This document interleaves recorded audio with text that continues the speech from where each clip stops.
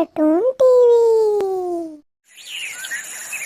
कालू कौवे ने गोरी कौवे के साथ शादी कर ली, लेकिन गोरी को बाद में पता चला कि कालू कोई काम नहीं करता और वो बेरोजगार है। इसीलिए गोरी कौवे ने कालू कौवे को छोड़ दिया। वो अपने मायके वापस चली गई। जब गोरी के पिता को ये बात पता चली कि कालू ने अपने बेटी के साथ धोखा किया है, तब उन्होंने टपोरी पंछियों से कालू कौवे की बहुत पिटाई करवाई।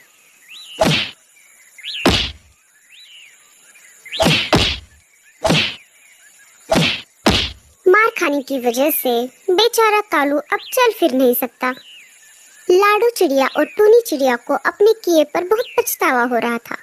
मीनू मौसी पहले से ही इस शादी के खिलाफ थी, लेकिन जैसे ही उन्हें ये पता चला कि दूसरे जंगल के टपोरी पंछी कालू कौवे को मार रहे हैं, तभी मीनू मौसी ने उन सारे पंछियों का अकेले ही सामना किया। मीनू मौसी ने उन सबको जंगल से खदेड़ दिया। मौसी की वजह से कालू कौवे की जान बच गई। आपका बहुत बहुत शुक्रिया मौसी। अगर आप आज यहाँ नहीं होती तो ये पंछी मुझे मार मार कर मेरी जान ही ले लेते। अरे ऐसे कैसे जान ले लेते? उन्हें पता नहीं अभी मीनू मौसी जिंदा है। मेरे रहते इस जंगल के किसी भी पंछी को बाहर के जंगल के पंछी हाथ भी नहीं लगा सकते। मौसी ने कालू का बहुत अच्छे से ख्याल रखा। अब कालू कौवा धीरे धीरे ठीक होने लगा। कुछ दिन ऐसे ही गुजर गए और इधर गोरी के पेट में दर्द होने लगा। गोरी ने ये बात माँ को बताई। माँ, मेरे पेट में बहुत दर्द हो रहा है। रुको, मैं डॉक्टर को बुला कर लाती हूँ। डॉक्टर ने गोरी की जांच की। अरे गोरी की माँ, ये तो बहुत खुशी की बात है। अब आप दादी बनने वाली हो। आपके घर एक नन्हा मेहमान आने वाला है। गोरी की माँ ने डॉक्टर के सामने कुछ नहीं कहा, लेकिन वो जैसे ही चले गए तो उसने गोरी को डांट लगाई। अरे मूर्ख लड़की, ये तूने क्या कर दिया?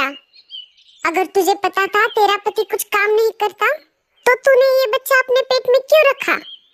माँ, मुझे नहीं पता था कि मैं पेट से हूँ। मुझे ये बच्चा नहीं चाहिए। हम डॉक्टर से बात करते हैं और ये बच्चा गिरा देते हैं। अरे बेटी, क्या तुम्हें पता नहीं? बच्चा गिराना कानूनन अपराध है। इसके लिए हमें जेल भी हो सकती है। तो माँ, अब हम क्या करें? अब तो तेरे पास एक ही रास्ता बचा है। तुझे तेरे पति के पास वापस जाना होगा। अगर तुम नहीं गई और तुम्हारा बच्चा इस जंगल में पैदा हो गया तो हमारी बिरादरी के कौवे हमें इस बस्ती से निकाल देंगे। तेरे पापा बाहर शहर गए हैं। उनके आने से पहले तू चली जा अपने पति के पास। गोरी की माँ गोरी को कुछ पैसे और अनाज दे देती है और उसे कालू के पास जाने के लिए विदा कर देती है। गोरी दिल पर पत्थर रख के कालू कौवे के पास वापस आ जाती है। कालू अपने घोंसले में आराम कर रहा था। जैसे ही उसने गोरी को देखा, वो बहुत खुश हो गया। अरे गोरी, तुम आ गई। मुझे पता था तुम जरूर वापस आओगी। मुझे तो मेरी आंखों पर विश्वास ही नहीं हो रहा। कालू पलंग से उठने की कोशिश करता है, लेकिन वो उठते ही नीचे गिर जाता है। अजी, ये क्या हुआ आपको? आपकी ये हालत कैसे हो गई? अरे छोड़ो ये सब, अब तुम आ गई हो ना, मैं अब जल्दी से ठीक हो जाऊंगा। गोरी ने रात का खाना बनाया और कालू को अपने गर्भवती होने के बारे में बताया। अजी सुनिए, मुझे आपको कुछ बताना है। आप पापा बनने वाले हो। जैसे ही कालू ने ये बात सुनी, वो खुशी से पागल होने लगा। अरे वाह गोरी, ये तो बहुत खुशी की बात है। लेकिन मैं खुश नहीं हूँ। को नहीं रखना चाहती। तुम्हें पता भी है तुम क्या बोल रही हो?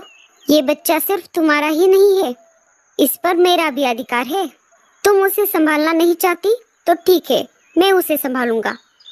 अजी आप समझ नहीं रहे, हम गरीब हैं। हम इसे पाल पोस के कैसे बड़ा कर सकते हैं? इसके लिए हमें अनाज और पैसे की जरूरत होगी।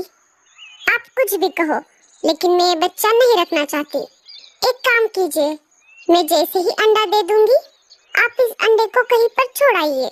आगे जो होगा देखा जाएगा। गोरी की जिद के आगे कालू कौवे की एक न चली। कुछ दिन ऐसे ही गुजर गए और एक दिन गोरी ने एक प्यारा सा अंडा दे दिया।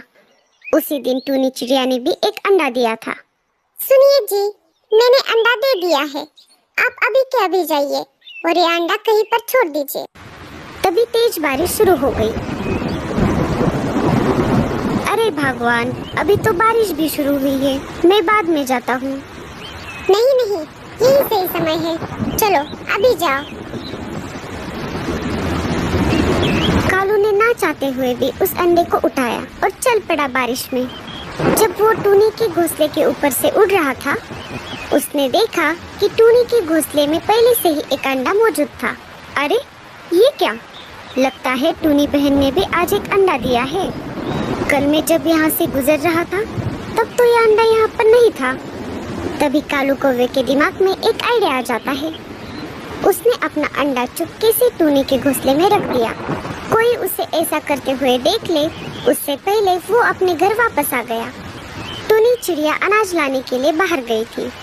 उसने देखा कि घोंसले में उसके अंडे के साथ साथ एक और अंडा भी है। अरे सुबह तो मैंने एक ही अंडा दिया था, लेकिन यहाँ पर तो दो दो अंडे हैं। तभी टूनी चिड़िया का पति बंटी चिड़ा वहाँ पर आ जाता है। सुनिए जी, ये देखिए, सुबह तो मैंने सिर्फ एक ही अंडा दिया था, लेकिन पता नहीं मैं अनाज लाने बाहर गई थी और वापस आकर देखा तो यहाँ पर एक के बजाय दो दो अंडे थे। बंटी चिड़ा दूसरे अंडे को देखकर सोच में पड़ गया। अरे भगवान, सुबह अंधेरा था ना, शायद तुमने दो अंडे दिए होंगे। टूनी को कुछ समझ नहीं आ रहा था। हाँ, ऐसा भी हो सकता है। चलिए कोई बात नहीं, एक से भले दो। मैं मेरे दोनों अंडों का बहुत अच्छे से ख्याल रखूंगी। दिन बीतते गए और एक दिन टूनी के अंडों से दो प्यारे प्यारे बच्चे बाहर आ गए।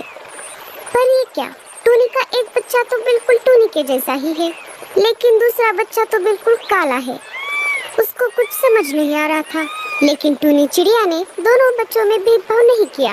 उसने दोनों बच्चों को बड़े प्यार से संभाला। माँ तो आखिर माँ होती है, अपना बच्चा गोरा हो या काला हो। दुनिया के हर माँ को अपना बच्चा बाकी के सारे बच्चों से सुंदर ही लगता है।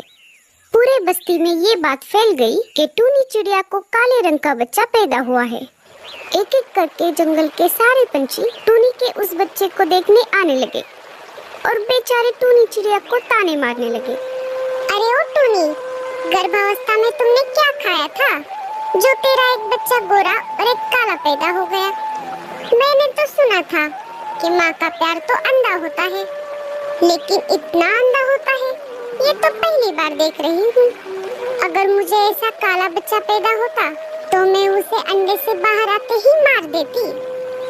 मीनू मौसी पास वाले पेड़ से ये सब देख और सुन रही थी। मीनू मौसी को टूनी चिड़िया पर दया आ गई और वो टूनी चिड़िया के घोंसले के पास आ गई। मीनू मौसी ने सारे पंछियों को डांट लगाई। क्या तुम सब पागल हो गए हो? बेचारी टूनी चिड़िया का एक बच्चा काला हुआ तो क्या हुआ? क्या उसे जीने का कोई अधिकार नहीं है? आप सब नहीं जानती कि एक माँ होना कितना सुखद अनुभव होता है। और तुम दानो चिड़िया, तुम्हें तो कोई बच्चा भी नहीं है, फिर भी तुम टूनी को बोल रही हो। तुम सब अभी के अभी यहाँ से चली जाओ, वरना मुझसे बुरा कोई नहीं होगा। अगर आगे से किसी ने भी टूनी चिड़िया को कुछ कहा तो याद रखना, उसे मैं छोड़ूंगी नहीं।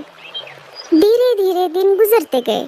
जब टूनी के दोनों बच्चे छोटे थे तब उसे दोनों में कोई फर्क नहीं दिखाई दिया, लेकिन जैसे जैसे दोनों बच्चे बड़े होने लगे उसे समझ आ गया कि उसका दूसरा बच्चा कौवे का है। टूनी ने फिर भी अपने दूसरे बच्चे के प्रति अपनी माँ की ममता को कम नहीं किया।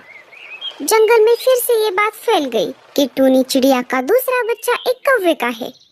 कालू कौवे ने गोरी से ये बात छुपाई थी कि उसने अपना अंडा टूनी चिड़िया के घोंसले में। जैसे ही गोरी के कानों तक ये बात आ गई कि टूनी के घोंसले में एक कौवे का बच्चा पल रहा है, तो वो कालू कौवे से पूछने लगी, मुझे सच सच बताओ कालू, मैंने जो अंडा दिया था उसे तुमने कहीं पर छोड़ने के बजाय टूनी चिड़िया के घोंसले में तो नहीं रखा था?